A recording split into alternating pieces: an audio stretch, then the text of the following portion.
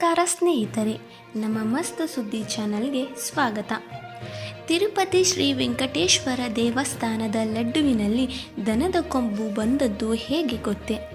ತಿರುಪತಿಯ ಜಗದ್ವಿಖ್ಯಾತ ಶ್ರೀ ವೆಂಕಟೇಶ್ವರ ದೇವಸ್ಥಾನದ ಲಡ್ಡು ಪ್ರಸಾದದಲ್ಲಿ ದನ ಹಾಗೂ ಹಂದಿ ಮಾಂಸದ ಕೊಬ್ಬು, ಮೀನಿನ ಎಣ್ಣೆ ಅಲ್ಲದೆ ಫಾರ್ಮ್ ಆಯಿಲ್, ಸೂರ್ಯಕಾಂತಿ ಮತ್ತು ಸೋಯಾಬೀನ್ ಮುಂತಾದ ಅಂಶಗಳು ಪತ್ತೆಯಾಗಿರುವುದು ಕೋಟ್ಯಾಂತರ ಭಕ್ತರಲ್ಲಿ ಭಾರೀ ಕೋಲಾಹಲವನ್ನೇ ಸೃಷ್ಟಿಸಿದೆ. ಅದರಲ್ಲೂ ಪ್ರಯೋಗಾಲಯದಲ್ಲಿ ನಡೆಸಿದ ಪರೀಕ್ಷೆಯಲ್ಲಿಯೇ ದೃಢಪಟ್ಟಿರುವುದರಿಂದ ದೇವಾಲಯದ ಆಡಳಿತ ಮಂಡಳಿಯು ಇದನ್ನು ನಿರಾಕರಿಸಲು ಸಾಧ್ಯವೇ ಇಲ್ಲ.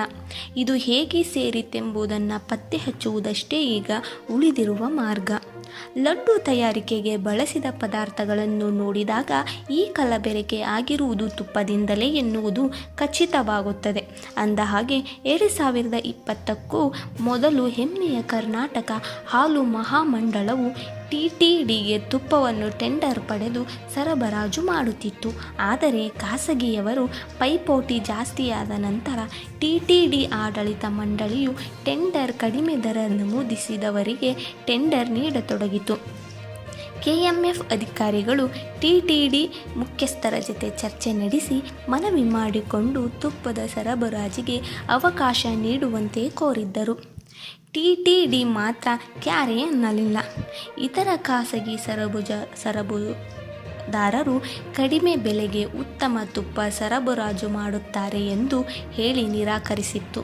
ಇದೀಗ ಕಡಿಮೆ ಬೆಲೆಗೆ ತುಪ್ಪ ಸರಬರಾಜು ಮಾಡುವವರು ನಿಜ ಬಣ್ಣ ಬಯಲಾಗಿದೆ. ಇದು TTDಗೆ ನಿಜಕ್ಕೂ ಒಂದು ಮರೆಯಲಾಗದ ಪಾಠವೇ ಆಗಿದೆ. ಸರ್ಕಾರಿ ಸ್ವಾಮ್ಯದ ಉತ್ಕೃಷ್ಟ ದರ್ಜೆಯ ತುಪ್ಪದ ಸರಬರಾಜನ್ನು ನಿರಾಕರಿಸಿದ ಕಾರಣಕ್ಕೆ TTD ಭಾರೀ ಬೆಲೆಯನ್ನೇ ತೆತ್ತಿದೆ. ಲಕ್ಷಾಂತರ ಭಕ್ತರು ಆಘಾತಕ್ಕೀಡಾಗಿದ್ದಾರೆ. ಈ ಪ್ರಕರಣ ದೊಡ್ಡದಾಗಿರುವುದರಿಂದ ಕಲಬೆರಕೆಯ ತುಪ್ಪ ಸರಬರಾಜು ಮಾಡಿದ ಭಾರೀ ಕುಳಗಳು ಬಂಧನವಾಗುವುದಿದೆ ಖಚಿತವೇ ಆಗಿದೆ. ಆದರೆ ಭಕ್ತರಿಗೆ ಆಗಿರುವ ನೋವು ಘಾಸಿ ಮಾತ್ರ ಭರಿಸಲಾಗದ್ದಾಗಿದೆ. ಇನ್ನು ಹೆಚ್ಚಿನ ಮಾಹಿತಿಗಾಗಿ ನಮ್ಮ ಮಸ್ತ್ ಯೂಟ್ಯೂಬ್ ಚಾನಲನ್ನು ಸಬ್ಸ್ಕ್ರೈಬ್ ಮಾಡಿ.